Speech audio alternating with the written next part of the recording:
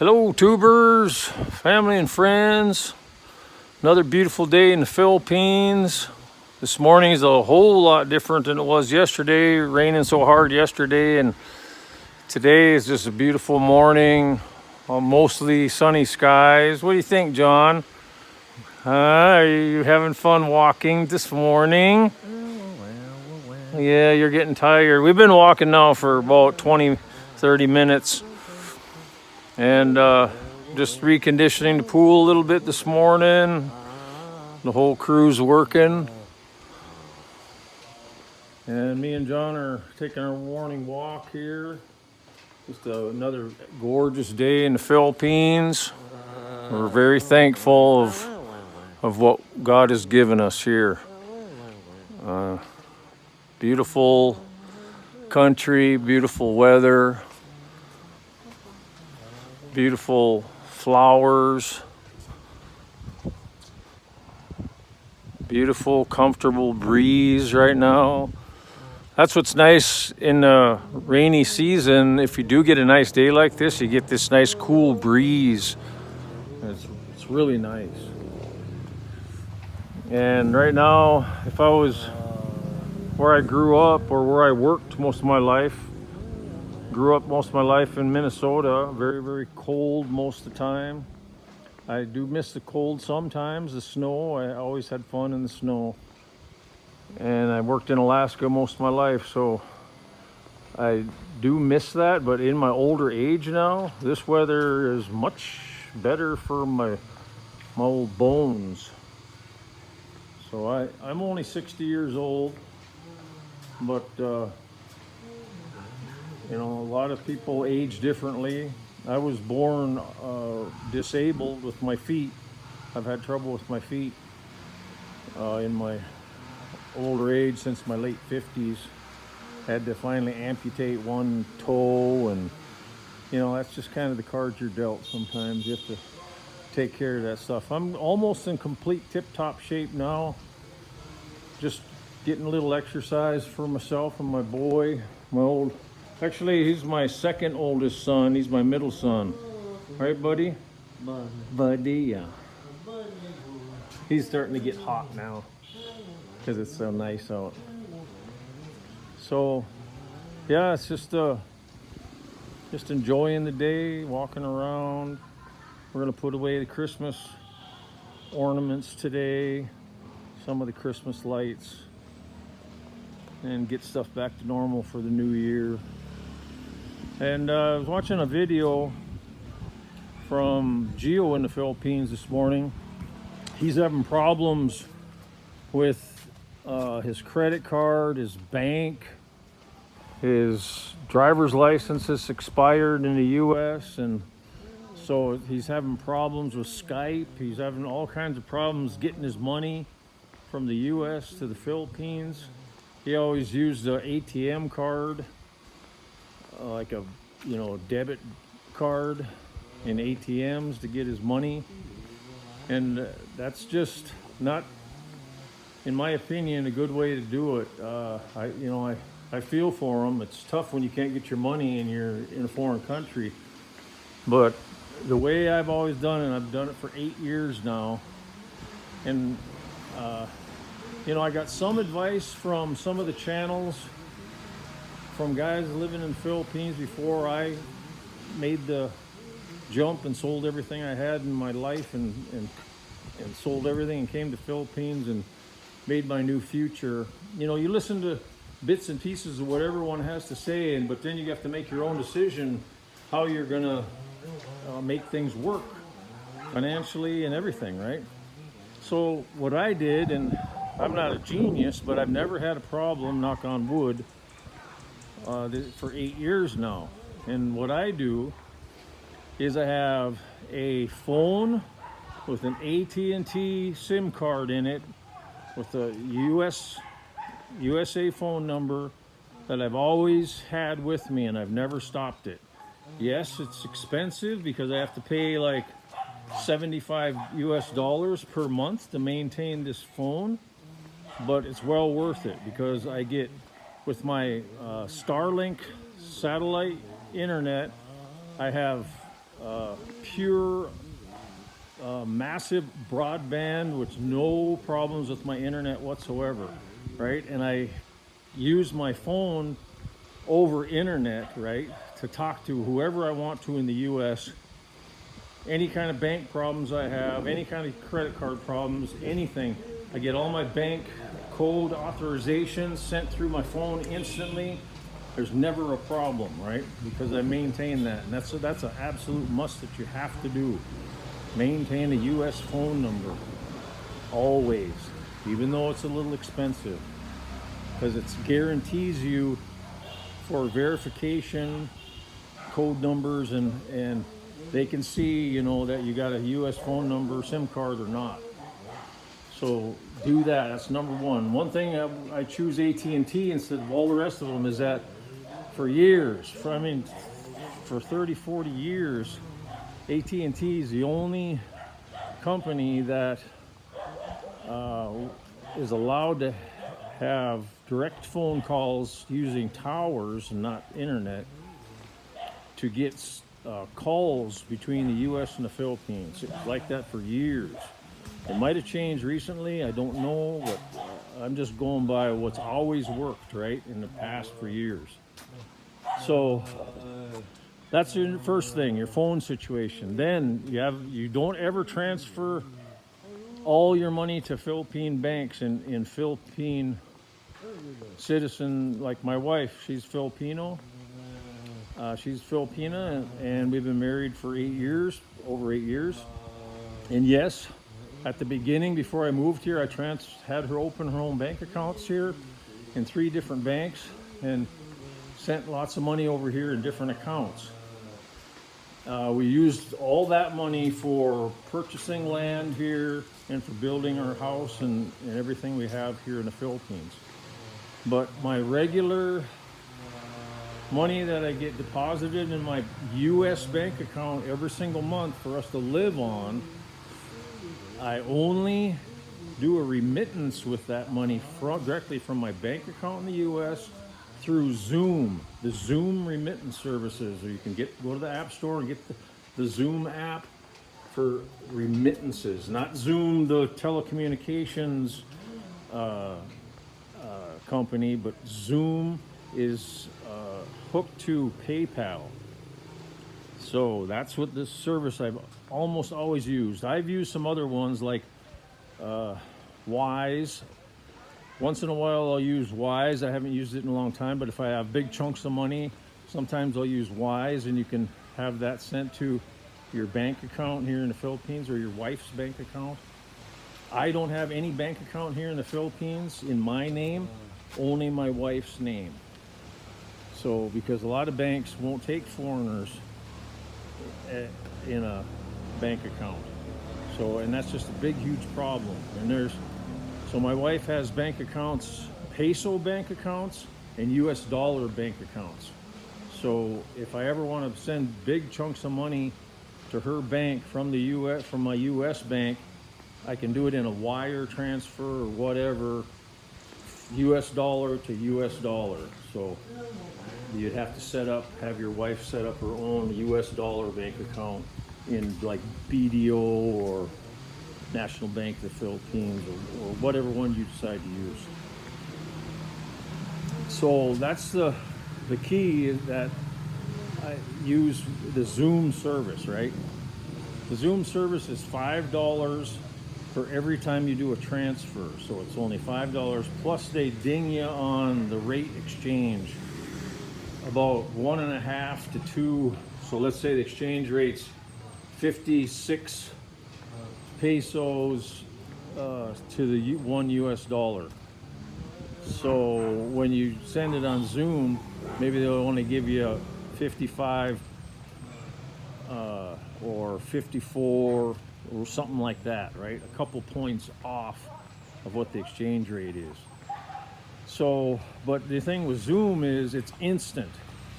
I'm talking within 1 minute.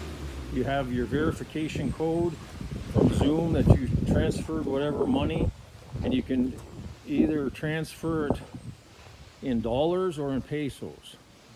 And I always transfer it So it arrives here in pesos, because that's what we use here in the Philippines, is pesos, of course.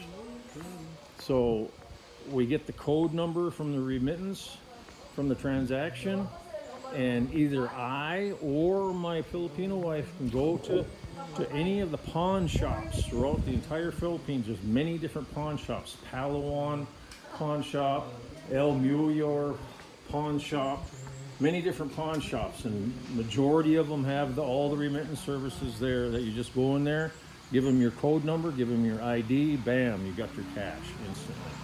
And I've been doing that for 8 years, and that's exactly what we do, and it's super easy, simple, it's not complicated. You never have to worry about getting your ATM card lost in an ATM machine, like it ate your ATM card, or if you lose your card, or if your card expires or anything. You don't have to worry about any of that stuff. So it's all instant. What else? That's the main thing that Gio was talking about. And I told him, yeah, don't use ATM cards, because there's so many things. You can get scammed on an ATM card or a debit card. Don't use them. Absolutely not. A very, very small time of your life you should ever use an ATM card or a debit card, because you can get scammed. There's so many scams out there that you can get ripped off on, so don't do it. On a credit card, you're much safer on that, because if they hack your card, or you can stop payment on it, and you don't have to pay for it if someone hacks your money and scams you. So that's the main thing. And also my driver's license expired too a long time ago. Eventually, when I go back to the U.S. this summer coming up, I'll get another one, or just a state ID. But that's another reason why he's having problems, because he's trying to open up a T-Mobile account in the U.S. online, and you have to go in there in person, and he doesn't have a U.S. driver's license or U.S. ID anymore. You know, all kinds of problems he's having, where he's going to have to make an emergency trip, which is huge money, right? I mean, if you consider a car rental, and then I don't even know if car rental companies will allow you, if you have a Philippines driver's license, to rent a car there. I don't know. Maybe they do. I guess you'd have to call them to find out. But, you know, car rental, plane fare, travel costs, expenses, fuel costs, you know, all this stuff, it really adds up to go and you know, redo all your identification stuff and your banking and all that stuff again. So make sure you got all that taken care of before you come out to the Philippines. Now, I've had to change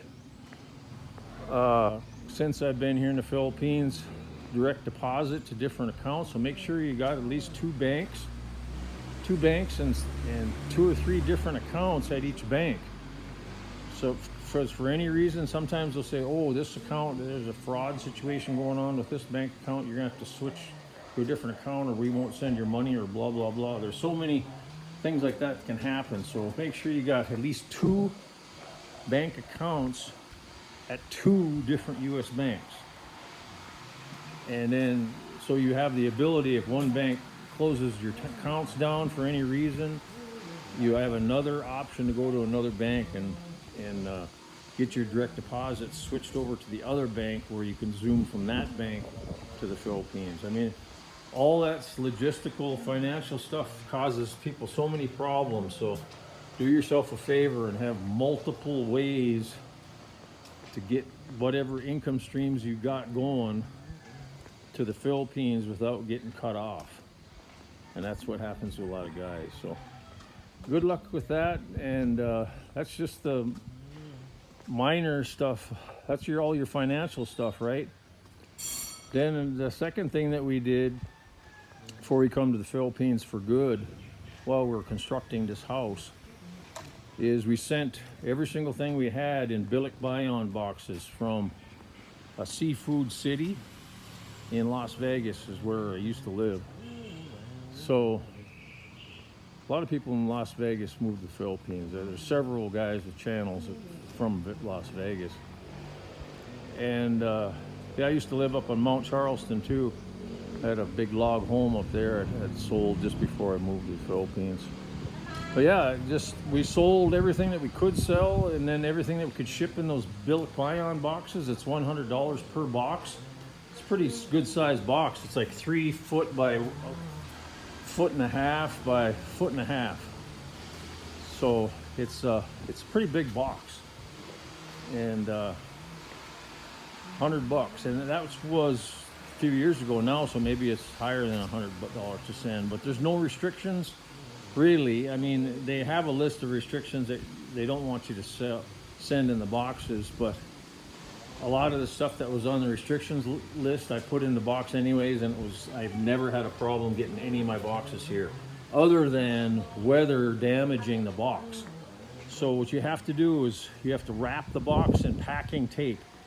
I mean, that clear plastic packing tape, the entire cardboard you have to cover with that plastic tape, the entire box, right? And then tape the box up with it. Sometimes if you have a real heavy item, I went with duct tape on top of the cardboard first, then the plastic waterproof tape on top of the duct tape to make it extra thick and tough. So after I started doing that, I never had a problem with that billet buy-on. And I sent over 100 boxes. It was over $10,000 to ship all the billet buy-on boxes. But it was way cheaper than having moving companies and connexes and all that stuff. It was way cheaper to do it the way I did it, and way easier. All you do is bring it down to Seafood City, where they accept the boxes, and then the boxes come right to my door here. And I live way the hell out in the jungle in the Philippines. So that's just one good tip for you guys if you're moving to the Philippines. If you're selling everything in the US and coming out here. Like I say, I don't like to be in Dumaguete or any of these cities, Cebu or Manila or any of that. I don't like to be around big population. That's why I'm way the hell in the deep jungle in northwestern Mindanao, the biggest island, where it's the safest. I'm in a sweet spot for storms. I never have disastrous typhoons here. Yes, we get some earthquakes once in a while, but the epicenters of these earthquakes are always way the hell away from us. We've never had one that's close. And the whole history of earthquakes, look at the history of earthquakes on whatever island or wherever you want to go, because there's different fault lines all over, and all those fault lines are always having earthquakes, and you don't want to be near a fault line where there's an epicenter in where you plan on building your castle. So I'm like over 1,000 kilometers away from fault lines and epicenters where earthquakes occur. And the closest volcano we have to here is about 300 kilometers, maybe 400. And that one's been dormant for 1,000 years, so it's very inactive. So, which is no guarantee in the future it'll blow, but at least I'm still 300 or 400 kilometers away from it. So you get all that stuff in, consider all those things when you plan on buying property in the Philippines, which a foreigner can own with only a Filipino wife. You have to be married, and you can be on the deed. I'm on the deed of all my hectares of land that I've bought here in the Philippines. So I am an owner, a legal owner, as a foreigner in the Philippines, but the stipulation is you have to be married. If you get your marriage is annulled or your Filipino wife dies before you, then you have 1 year legally before you need to transfer the property into the name of your child. Let's say you and your Filipino have a child or children, into their names or another Philippine national. So you have to sell it within 1 year to another Filipino or another foreigner that has a Filipino wife. Anyways, it has to be put into another Filipino's name within 1 year. So that's the law here in the Philippines. I keep hearing all these foreigners saying that, you know, on these blogs that, oh, you can't own land, you can't own land.